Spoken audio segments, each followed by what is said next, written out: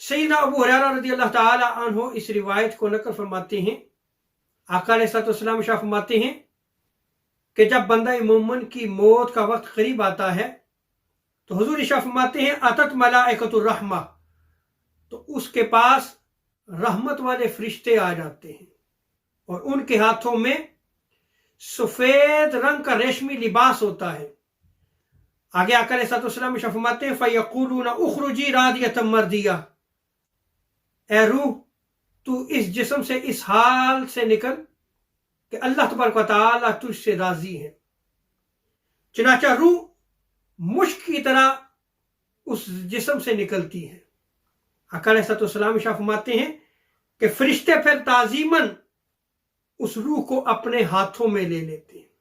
खुशबू की तरह निकली और साथ ही फरिश्ते जो है वो उसको अपने हाथों में ले लेते हैं।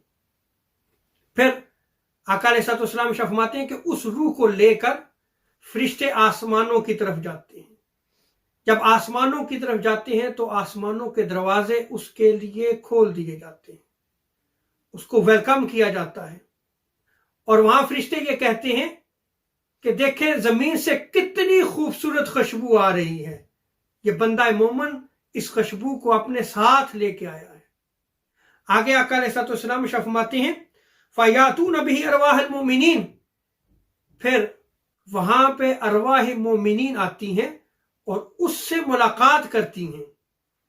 आका अलैहिस्सलाम फरमाते हैं कि वो रूहें उससे मुलाकात करके इस कदर खुश होती हैं जैसे कोई बंदा किसी दूर दराज इलाके से वापस आए और जब वापस आता है तो वो खुशी का इजहार करते हुए उस बंदे से मिलते हैं। इसी तरह उस रूह से वो अरवाह मोमिनीन मुलाकात करती हैं, फिर उससे उसका हाल अहवाल पूछती हैं, फिर जो दुनिया में जो उसके रिश्तेदार होते हैं उनके हाल अहवाल को वो पूछते हैं। हुजूर शाह फरमाते हैं कि जब उससे पूछा जाता है कि फलां का क्या हाल है तो वो कहता है कि वो तो मुझसे पहले फौत हो गया था। फिर सारे अफसोस करते हुए ये कहते हैं कि वो बंदा अपनी जिंदगी में नेक आमाल ना कर सका, इसलिए उसको जहन्नम में फेंक दिया गया है।